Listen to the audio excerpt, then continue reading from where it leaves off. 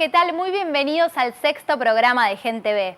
Ya hemos hablado en programas anteriores de la inseguridad, de la inflación, de las protestas sociales, de la educación y del estado de las trenes y de las rutas. Hoy vamos a hablar del territorio donde todos estos problemas y varios más se pueden observar en su máxima expresión. Vamos a hablar de la provincia de Buenos Aires. Sin dudas, la provincia es la más grande y la más rica de toda la Argentina, donde vive el 38% de la población y aporta el 40% total de la riqueza. Podría ser el motor de la Argentina, pero sin embargo, cuando uno recorre este territorio puede ver que tiene los indicadores sociales más altos y una enorme brecha de desigualdad entre los sectores de alto poder adquisitivo que contrastan con los bolsones de extrema pobreza que se ven y viven en condiciones inhumanas, a veces muy cerquita de la capital federal. Para ir entrando en tema, vamos a ver algunos datos de la provincia de Buenos Aires. Según el censo 2010, la provincia de Buenos Aires tiene una población de 15.625.084 habitantes. El porcentaje de población respecto del total representa el 39% de los 40 millones de argentinos. Y la extensión territorial provincial es de 300.700.000 kilómetros, equivalente al 11% del territorio nacional sobre el continente americano. Y si vemos los indicadores sociales de empleo, según el INDEC, el desempleo en los partidos del Gran Buenos Aires es del 8,4%. En Mar del Plata es del 9,9% y en Bahía Blanca los indicadores demuestran que es un 9,1%.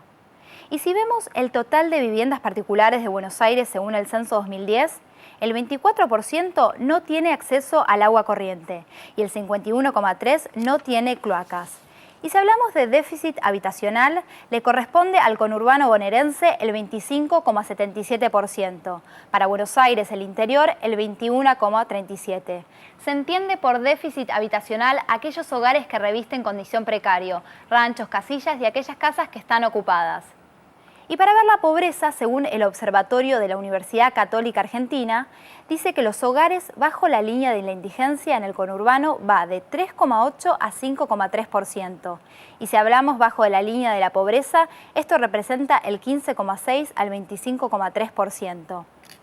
Estos son algunos indicadores de la provincia de Buenos Aires que reflejan cómo viven algunos ciudadanos del conurbano bonaerense. La semana pasada hicimos el primer llamado a la solidaridad para encontrar al gobernador de la provincia, Daniel Scioli. Pero las últimas semanas el gobernador ha estado desaparecido. A pesar de todos los problemas que tiene la provincia con infraestructura, con inseguridad, con los problemas de los reclamos docentes y los aguinaldos. Pero bueno, el gobernador tiene problemas en su gestión y hace 20 años que la provincia de Buenos Aires está gobernada por el mismo partido justicialista. Y ellos no fueron capaces de resolver estos problemas, sino también que se han agravado. Pero los días más complicados se viven por la propia interna de su partido. Por un lado tenemos un gobierno nacional que no escucha los reclamos y por otro lado un vicegobernador que está al acecho tratando de controlar y debilitar al gobernador. Como verán, las consecuencias de la mala administración y la disputa de poder la pagamos los ciudadanos que vivimos en la provincia de Buenos Aires. Cadena. ¿Otra vez? ¿Cadena? A partir de este momento, LRA, Radio Imperial, conjuntamente con todas las emisoras que integran la cadena de radio y televisión de Bizarrolandia, escucharemos a su majestad. Muchas gracias.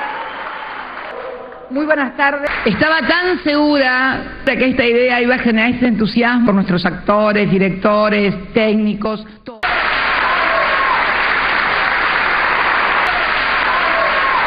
A partir de este momento, disfrutaremos de un corto audiovisual de la isla de Marchi.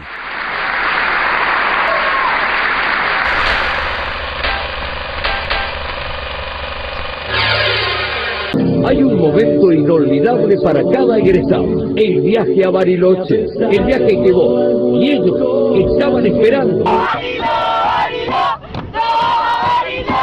Me presento, soy el coordinador de este grupo tan hermoso. Bariloche es un antes y un después de la vida de una persona.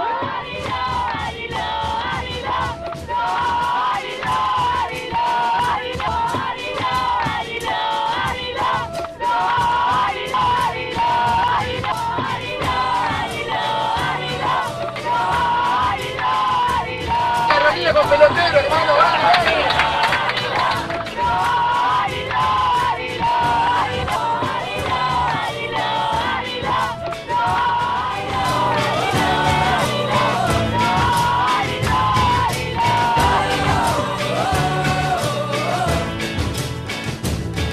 No es mi área, no es mi área. Como habíamos anticipado, este programa está dedicado a la provincia de Buenos Aires. Vamos a mostrar la realidad de este territorio y la falta de un gobierno que atienda y resuelva los problemas y que pueda aprovechar los recursos que este territorio tiene. Buenos Aires tiene 70 representantes en la Cámara de Diputados de la Nación, 3 senadores. 2 de ellos representan al partido de gobierno y el tercero al principal partido de la oposición. Ese lugar es de Jaime Linares, del GEN, del Frente Amplio Progresista, que el año pasado ganó las elecciones. Y está aquí con nosotros para hablar de la provincia que él muy bien conoce. Fue 3 veces intendente de Bahía Blanca y 2 veces diputado provincial. Hola Jaime, buenas noches. Bueno, un gusto y bueno, siempre el tema convocante de la provincia de Buenos Aires, ¿no? Así es, y es por eso que queremos preguntarte desde tu lugar en el Senado, ¿qué se puede hacer por la provincia de Buenos Aires? Bueno, en realidad es un honor representar a la provincia en el Senado porque el Senado de la Nación representa el federalismo y en este aspecto uno de los temas claves de la crisis de la provincia de Buenos Aires, sobre todo económica, está vinculada a eso. La realidad es que el mismo partido que gobierna desde hace 25 años, rotándose, ha tenido poca visión sobre la necesidad de un sistema federal de coparticipación y que se ha venido agravando en los últimos años, sobre todo después del año 2003, ¿no? Así que creo que se puede hacer mucho e indudablemente el problema es que el oficialismo tiene mayorías muy importantes dentro del Senado y entonces nadie quiere tocar absolutamente nada del tema coparticipación, que es un tema central que es responsabilidad del Senado. ¿Vos presentaste un proyecto respecto a este tema? Presentamos un proyecto en el momento que el gobernador Scioli una vez más tenía una crisis hace unos meses atrás que no podía pagar el aguinaldo. Sí. No se ha caracterizado por la garra y la defensa de los intereses de la provincia de Buenos Aires el gobernador Scioli, y mucho menos ahora.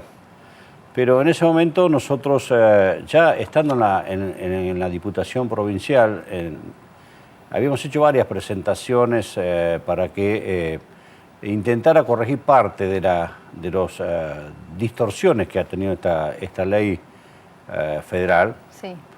Y nunca habíamos tenido respuesta favorable. Ante la crisis nosotros presentamos una que en la década del 90 hubo un porcentaje de la recaudación de ganancias que se denominó Fondo del Conurbano. Bueno, eso generó una serie de cambios en la ley original del año 1988.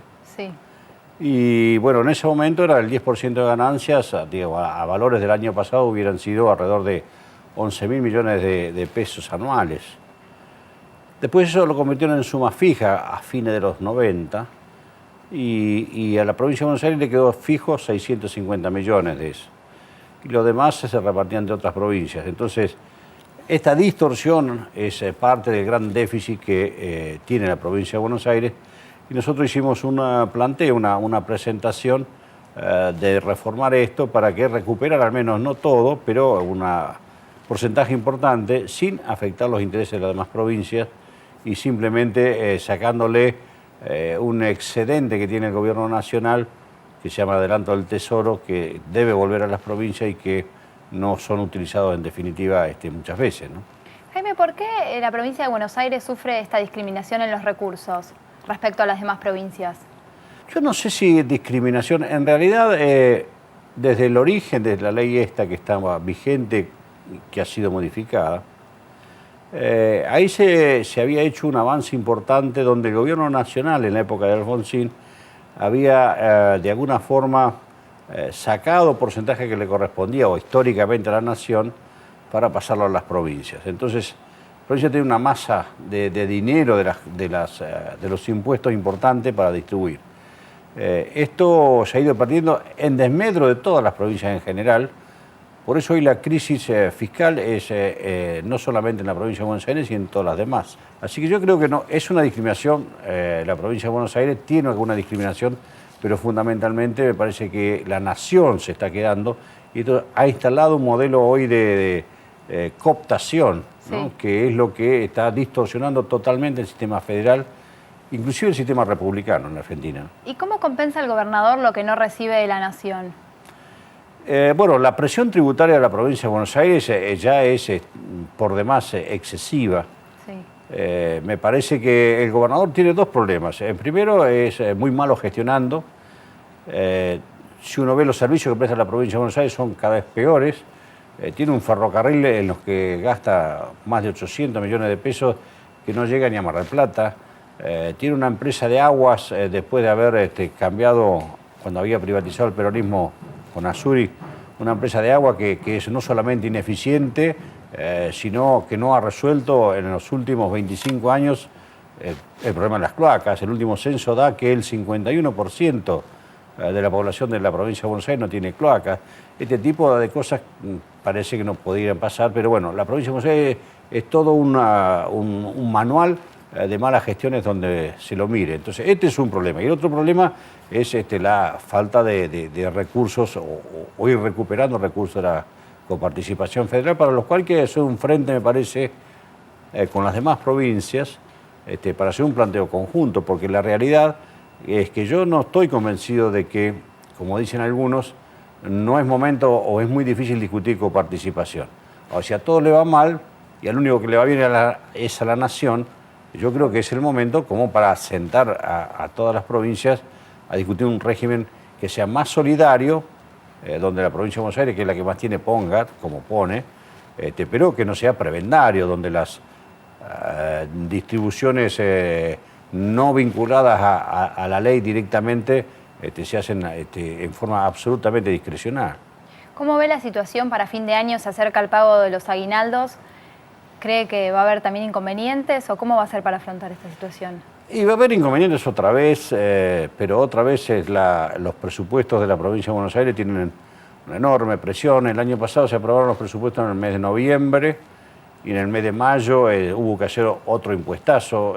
Bueno, me parece que se está llegando al fin de un ciclo que está exponiendo claramente la inviabilidad de esta provincia, y en esto me recuerdo las palabras de Cavallo, me acuerdo cuando hablaba de provincia inviable. Bueno, hoy se están convirtiendo en todas las provincias inviables y lo único que parece que tiene posibilidades de manejar recursos que no se distribuyen es la nación, que es la que de alguna manera está presionando políticamente a las distintas fuerzas políticas que gobiernan, que no son del oficialismo, ¿no? Si tuviera que definir cómo está hoy la provincia de Buenos Aires en cuanto a infraestructura, ¿cómo la ve? La provincia de Buenos Aires, a medida que pasan los años, al menos desde el 2005 hasta acá, tiene un enorme déficit creciente permanente. O sea, todos los años debe más plata y necesita más financiamiento. De manera que eso está marcando un déficit estructural de funcionamiento de recursos muy grave, que no se ha no solamente revertido, sino que se ha tratado de, con la presión tributaria, al menos atenuarlo. Y bueno, estamos llegando, me parece, a un fin de ciclo, como decía, donde la provincia de Buenos Aires tiene, de la vialidad no cortan ni el pasto, las rutas provinciales son pésimas, no tiene crédito externo, después de 2 reformas educativas, la educación es muy mala. No hay política de salud. Me parece que estamos, después de 25 años de la misma partido político gestionando, me parece que hay una necesidad en la gente de buscar una alternativa que resuelva los problemas y no que se dedique tanto a que sus gobernadores sean potenciales candidatos a presidente, ¿no? ¿Ustedes están en contra de una reforma a la Constitución?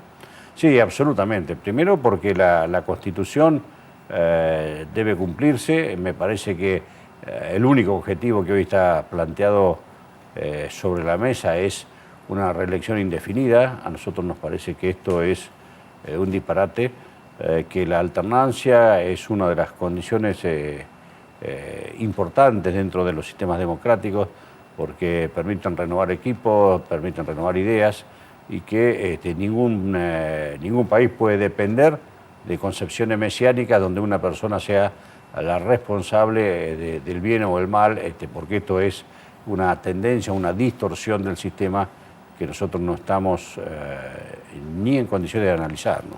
¿Qué propone el GEN puntualmente para mejorar la provincia? Bueno, en primer lugar hay que hacer una reforma impositiva importante. El impuesto más distorsivo, más burdo que hay, es el impuesto a los ingresos brutos. La provincia de Buenos Aires en los últimos años ha pasado desde sus recursos, de lo que juntan ella por sus propios impuestos, el ingreso bruto, que digo es el más distorsivo de todos, ha pasado a ser desde el 65 al 71% de la recaudación provincial. Esto indica que cuanto más presiones se pone sobre el consumo, eso se impacta directamente, sobre todo en los sectores de menores recursos. Y aún así no resuelven la situación. De manera que hay que buscar, en primer lugar, ir acomodando el sistema impositivo a una nueva realidad, eso como concepto central. Sí. El segundo tema es fijar objetivos de las empresas públicas que tiene la provincia de Buenos Aires, porque hoy no tiene estrategias, como decía, en una política de suelo ni de infraestructura. Y fundamentalmente me parece que hay que hacer un cambio en el sistema educativo, porque las condiciones que tienen los chicos, que han recibido 2 generaciones de chicos, han sido peores que las que tenían antes. Me parece que esto, como apuesta al futuro, es fundamental, digamos, una definición de una red de infraestructura nueva, un sistema educativo nuevo y un cambio fundamental en la reforma impositiva, que sea mucho más equilibrada y que no impacte tanto con impuestos directos sobre la gente que menos recursos tiene, ¿no? Bueno, Jaime, muchísimas gracias por estar hoy con nosotros. Bueno. Hablábamos con Jaime Linares, senador nacional del GEN por el Frente Amplio Progresista.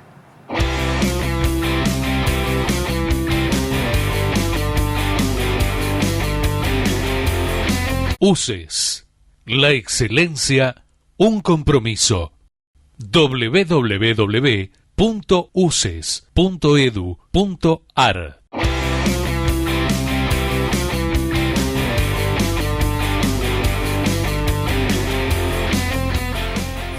El mayor problema que afecta a los que vivimos en el conurbano es la inseguridad. Este tema es muy amplio y se relaciona con las drogas, con la justicia, con la violencia y con la marginalidad social. Para continuar hablando de la provincia de Buenos Aires, está con nosotros el licenciado Sebastián Cinquerví, experto en temas de drogas y seguridad, fue diputado provincial y actualmente está en el cargo del Observatorio del Delito y la Violencia del GEN en el FAP. ¿Qué tal, Sebastián? Buenas noches. ¿Qué tal? Buenas noches, gracias por la invitación. Gracias por venir. ¿Cómo está hoy el consumo a nivel nacional y en provincia de Buenos Aires? El consumo en líneas generales de las sustancias ilegales, según los datos estadísticos del Observatorio Nacional de Drogas de la CEDRONAR, nos da muy mal. Se ha triplicado el consumo de marihuana en el periodo 2001-2011, se ha triplicado el consumo de cocaína y se ha duplicado el consumo de pasta base, para decir algunas de las sustancias más consumidas especialmente por los jóvenes. En la provincia de Buenos Aires esos valores se incrementan. Para darte un dato de referencia, la marihuana, el 10% de los jóvenes escolarizados declaran haber consumido marihuana de manera rigurosa en el último año, el 10% a nivel nacional. En Buenos Aires es el 13-14%, en Santa Cruz es el 17% y en Santa Fe el 8%. Quiere decir que provincia de Buenos Aires sube de la media, Santa Cruz duplica casi la media nacional, y esos datos en todas las provincias se ven incrementados en relación a 10 años atrás. Algo ha pasado en nuestra sociedad que ha hecho que los jóvenes consuman cada vez más sustancias ilegales. ¿Y por qué se da este aumento de consumos ilegales tanto como ilegales? Hay varios factores. Hay factores culturales, hay factores de modas globales, hay factores vinculados a las situaciones socioeconómicas de cada país, pero en la Argentina hay un factor que para mí es el más significativo, que tiene que ver con la facilidad de acceso, y esto también lo reflejan las estadísticas oficiales, la facilidad de acceso a la sustancia. Hoy un joven tiene una facilidad de acceso a esa sustancia que no tenía una década atrás, y cuando hay generación de oferta, de alguna manera impulsa la demanda. Cuando uno tiene el producto de fácil acceso, es más probable que consuma esa sustancia. Hoy 1 de cada 3 jóvenes declara que si quisiera ir a comprar cocaína o marihuana, sabría dónde hacerlo. Era impensado hace una década y mucho menos hace 2 décadas atrás.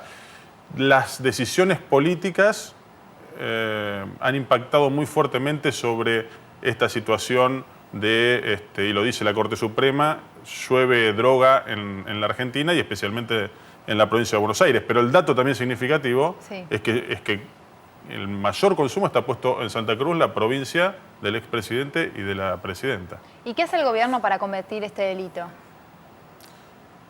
Mire, yo podría decir que prácticamente nada. En realidad, la convicción de uno por los datos y por haber seguido el tema durante más de una década es que ha hecho todo lo posible para que se construya una matriz de crecimiento del narcotráfico en la Argentina. Un indicador es la cantidad de decomiso de sustancia. Cada vez hay más decomiso de sustancia ilegal, pero hay más decomiso porque ha permeado más cantidad de sustancia también en la Argentina. Ha habido hace unos años atrás el escándalo de la efedrina, pero era sabido que México restringía la circulación de efedrina y se iba a correr a un país del Cono Sur por las condiciones geopolíticas. Y fue la Argentina el país receptor porque flexibilizó todos los controles a tal punto que no hay sanción penal por el desvío de efedrina o de precursores químicos. Entonces, se dieron un montón de situaciones que permitieron que la Argentina pase de ser un país de tránsito, una ruta fría, donde la droga tocaba los puertos y circulaba hacia Japón o hacia Europa o hacia Estados Unidos, básicamente, a ser un país altamente consumidor. Hoy del Cono Sur somos el país que por cápita consume más cantidad de cocaína y además un país productor en algunas instancias porque tenemos una fuerte industria química que nos permite transformar la hoja de coca, que no se puede cultivar en la Argentina por condiciones climáticas, al formato de polvo de clorhidrato de cocaína, porque tenemos muchos químicos que esos países que cultivan la hoja de coca no los poseen. Entonces, ha habido, frente a una situación objetiva, de condiciones objetivas de nuestro país, una flexibilidad de los controles que permitió que sea un país atractivo para el narcotráfico. ¿Y cómo se relaciona esto con la inseguridad? Y bueno, hay una inseguridad que uno la podría vincular, y porque esto también se ve, no solo en Argentina, en el mundo, a condiciones sociales. Cuando hay una crisis económica, la inseguridad sube. Esto es casi una ley general, y ha pasado después de la crisis del 2001. Y hay un elemento que tiene que ver con el crimen organizado. En la Argentina hay crimen organizado, cosa que hace 2 décadas atrás no existía y hace una década era muy incipiente. Y el crimen organizado tiene una particularidad, es el amparo político. ¿Hay complicidades? Pero por supuesto que hay complicidad. Y no es discurso de un dirigente de la oposición, es una realidad objetiva, es una descripción objetiva de lo que sucede. Porque el amparo está dado en el delito de guantes blancos, está dado en la impunidad, está dado en las leyes de blanqueo de capitales, como hizo este gobierno, una ley de blanqueo que no le sirvió al país para repatriar fondos, pero le sirvió a algunos grupos para blanquear fondos oscuros. Y esos grupos tienen vinculaciones con el gobierno nacional. El financiamiento de la campaña de la presidenta de la Nación, que nosotros fuimos los que investigamos y denunciamos penalmente, no solo aparecen los 3 muertos del crimen de General Rodríguez, Forza, Ferrón y Vila, sino que además aparecen todas las droguerías que importaban la efedrina en el año 2006-2007, que la importaban de manera legal porque no había sanción penal, y que parte de esos recursos los terminaban trasladando al financiamiento de la campaña de la presidenta de la Nación. Si eso no es amparo político y si eso no es un indicador de crimen organizado con vinculaciones políticas, bueno, no sé dónde hay que buscar, porque por definición el crimen organizado es vinculación judicial y política. O sea que hay intereses de por medio para resolver este tema que no se quieren. Es más, se ha hecho lo contrario a lo que se debería hacer para restringir el delito y restringir la circulación de sustancias, no lo digo para estigmatizar la sustancia en sí, sino por los males que genera la circulación de esa sustancia, por la corrupción institucional, por el delito violento, por la muerte, por el ajuste de cuentas entre bandas, que se ha dado también con la aparición del Paco, y esto está verificado en las muertes generadas entre bandas, una lucha por la distribución territorial del espacio territorial, porque apareció una sustancia que no existía y diferentes grupos quisieron hacerse cargo de la venta de esa sustancia. Bueno, hoy tenemos la consecuencia de que hace 10 años no existía el Paco y se ha ido multiplicando el crecimiento de ese consumo a tal punto de ser casi una cuestión epidémica. Para ir redondeando, ¿qué se puede hacer para combatir el delito? Primero, romper la vinculación política, hay que tener decisión política. Hay que alejarse del delito, las esferas del Estado tienen que alejarse del delito. En las cajas de recaudación, y especialmente digo la de las policías, hay que romperla, no tienen que tener vinculación política. Pero no solo eso, sino que hay que ir para que no existan esas cajas de recaudación, porque esas cajas de recaudación vienen de la trata, vienen del narcotráfico, vienen de los delitos más aberrantes. Me parece que hay que ir a una policía de mayor proximidad, hay que darle un rol más protagónico a los intendentes, especialmente del conurbano, con una auditoría social muy importante, porque sabemos que hay intendentes que con una policía puesta a su disposición, a veces el efecto buscado puede ser más pernicioso que beneficioso. Sí. Entonces hay que tener mucha auditoría y hay que dar, en este sentido, una fuerte participación ciudadana. Hay que generar la participación ciudadana. Se hizo en la primera intervención de Arlanian y después se diluyó. Hay que ir a una policía judicial. Propuestas que desde el espacio político nuestro la venimos haciendo desde hace muchos años. Bueno, Sebastián, muchísimas gracias por estar hoy con nosotros. Ya estamos llegando al final de nuestro programa. Les recuerdo que si quieren escribirnos, nos pueden hacer a gentv@partidogen.org. Y si quieren conocer las declaraciones de nuestros dirigentes, pueden ingresar a nuestro sitio web www.partidogen.org. Los invito a ver el buscado de esta semana. Búsqueda de personas. Se necesita con suma urgencia dar con el paradero de Norby Ollervide, argentino de 60 años de edad, estatura baja, muy baja, tez completamente tostada, exceptuando la parte que tapa la zunga. Él mismo se ausentó de lugares similares al viejo Spartacus a los que solía concurrir desde que la justicia comenzó a preguntarse cómo pudo haber comprado semejante anillo de diamantes con su sueldo de juez. Resultaría incomprensible la sorpresa de la justicia. Conociendo la suerte de Ollervide en los sorteos, no sería extraño que haya sacado la lotería, el Quincy, el bingo o todos ellos juntos en la misma semana. También cabría la posibilidad de que se lo haya traído su amigo, Luciano Garbellano, luego de haberlo conseguido a muy buen precio en Paraguay. En su búsqueda colaboran un ejército de funcionarios del Poder Ejecutivo Nacional, sobre todo del Ministerio de Planificación y Obras Públicas, que requieren el cierre de un montón de causas a la mayor brevedad y sin sustanciación. También un nutrido grupo de ciudadanos que han estado caceroleando frente a su domicilio, aunque lo tratarían del mismo modo que si lo encontrase Macri o la Metropolitana. A quien pueda suministrar datos de su paradero, rogamos comunicarse con Sergio Joclender, quien lo anda buscando por todo el planeta para explicarle cuáles eran sus sueños compartidos. Muchísimas gracias por acompañarnos. Será entonces hasta un nuevo programa de Gen TV, viernes 20 horas por Metro.